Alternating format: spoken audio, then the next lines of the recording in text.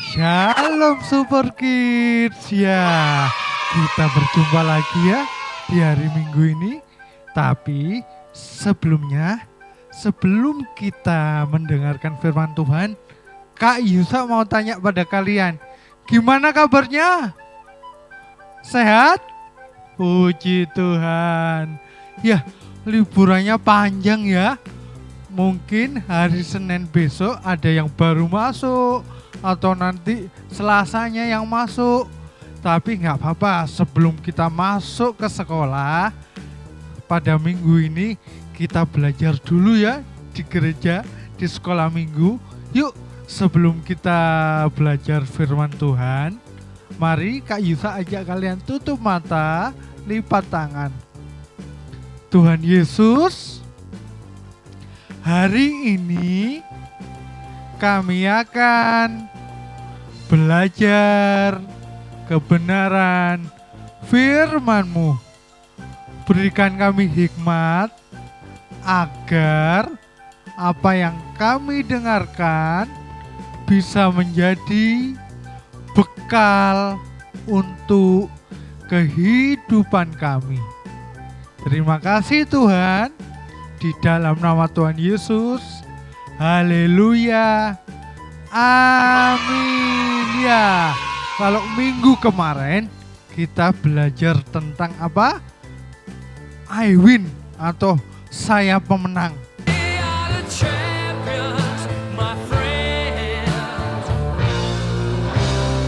Dan minggu kedua sekarang kita belajar tawar hati. Ada yang tahu enggak? Tawar hati itu apa? Apa? Nggak tahu. Wah, yuk. Tawar hati itu Kak Yusa tulis di situ apa?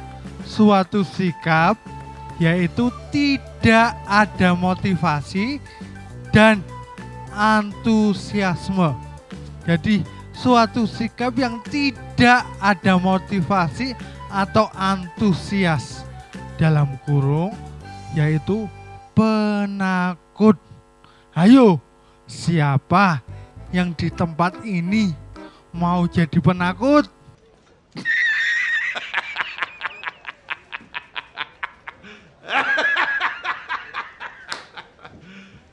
You serious? Pasti nggak ada. Kita harus menjadi seorang pemberani. Jadi kalau kita berbicara tawar hati, berarti kita harus menjadi seorang yang pemberani. Jangan sampai kita ini menjadi orang penakut atau tawar hati ya. Sebelum kita membahas lebih lanjut, Kak Yusa ada sebuah film. Coba ya dilihat dari film ini apa yang kita pelajari ya. Coba 1, 2, 3.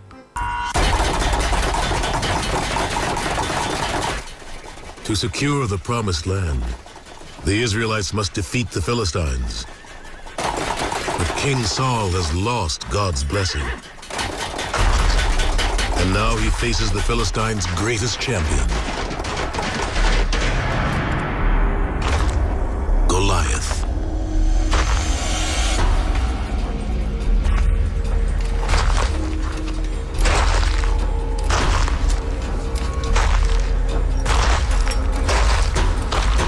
Will one of you fight me? Israelites, you win! And the Philistines will be your slaves. I win, and you will be our slaves. Someone must fight him! Not you, Jonathan. The warrior who defeats him will be a rich man! Not one man in Israel! Not one of God's people!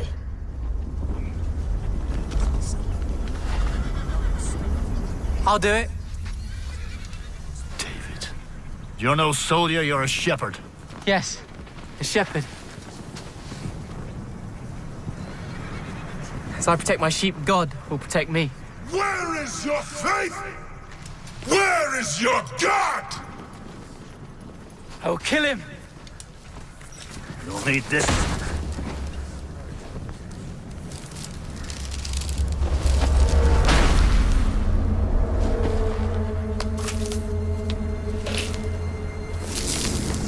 I'll be better without it.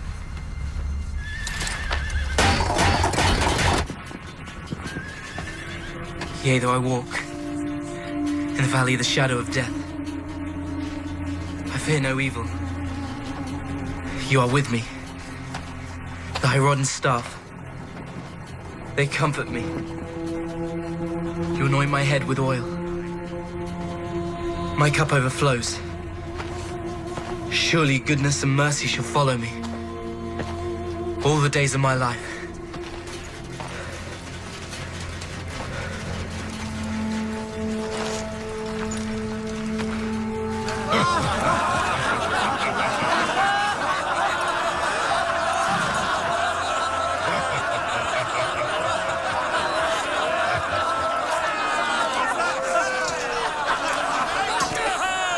Israel has found a champion!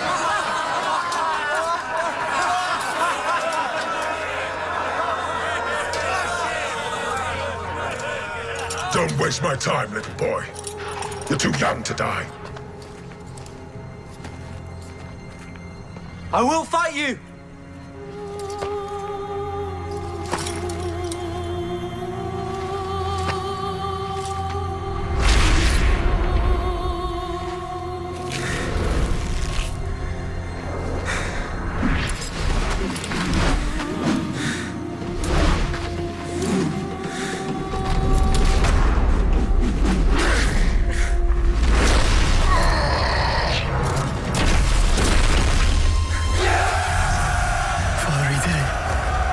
David did it.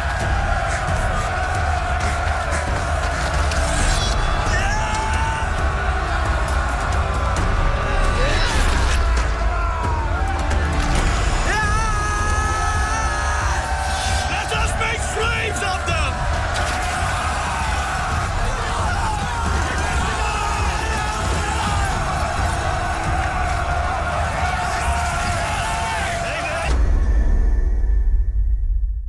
Nah, gimana videonya? Luar biasa kan?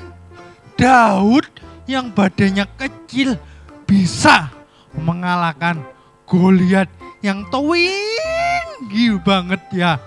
Yuk sekarang kita baca Alkitab.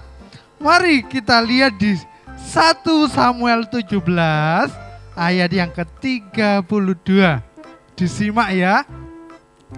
Berkatalah Daud kepada Saul, janganlah seorang menjadi tawar hati karena dia.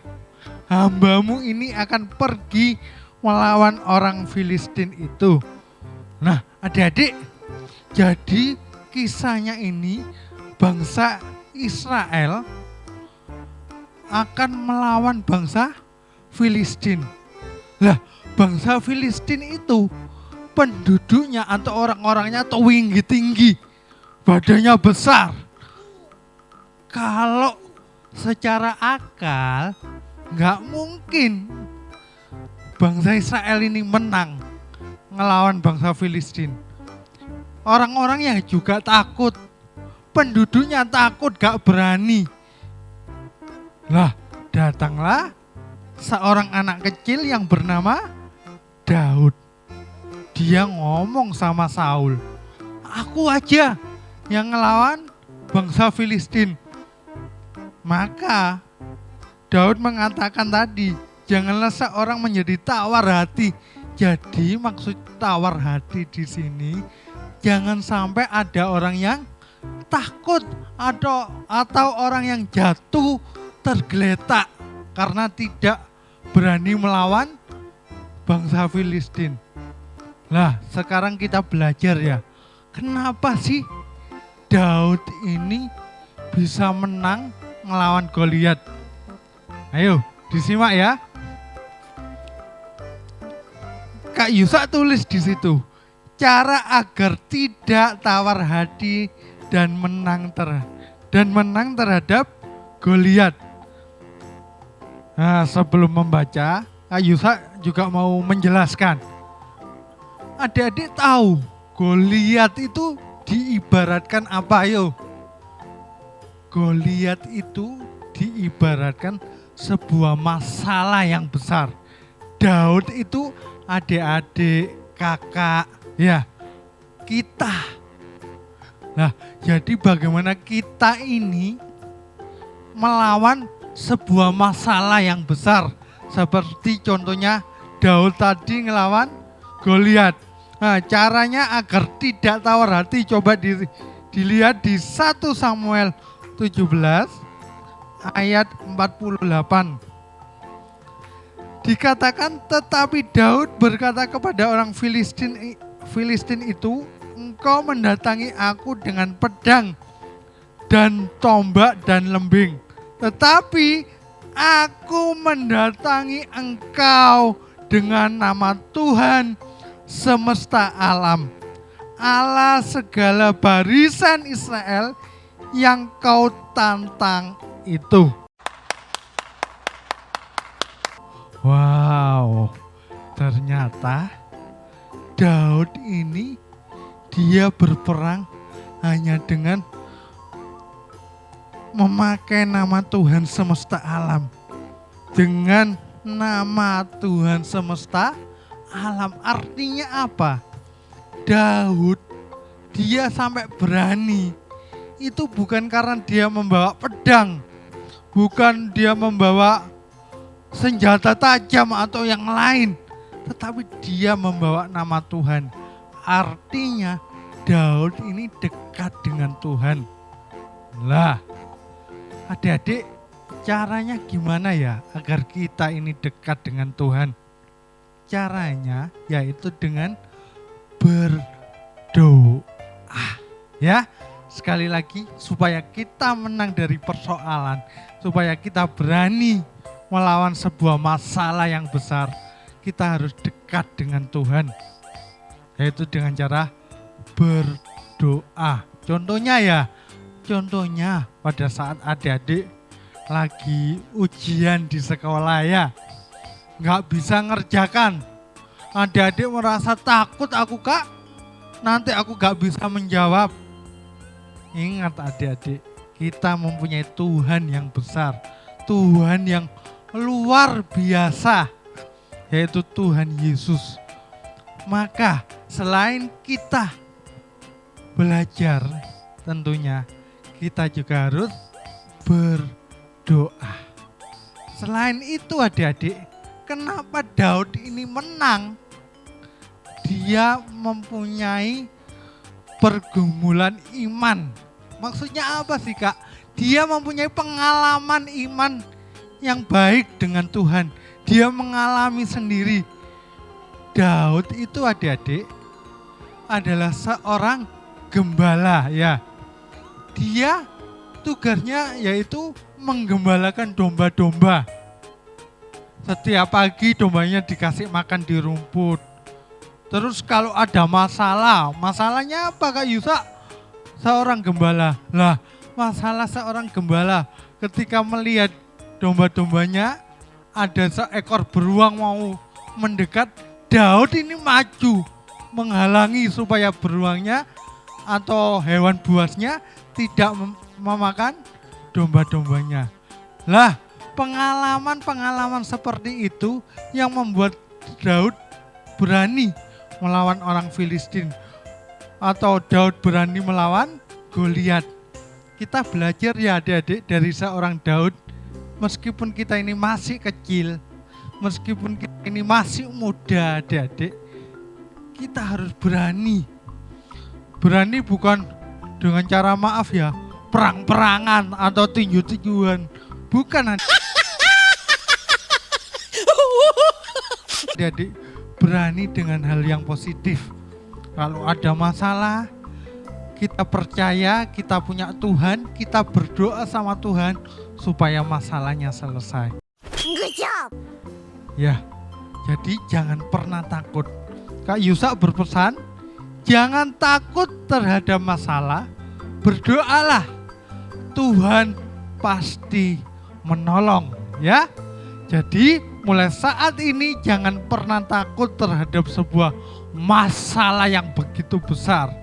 Karena kita punya Tuhan yang besar ya. Jadi jangan lupa untuk terus berdoa. Ya, sampai di sini. Minggu depan kita ketemu lagi. Sebelumnya mari kita berdoa. Tuhan Yesus, terima kasih hari ini kami sudah belajar firman Tuhan.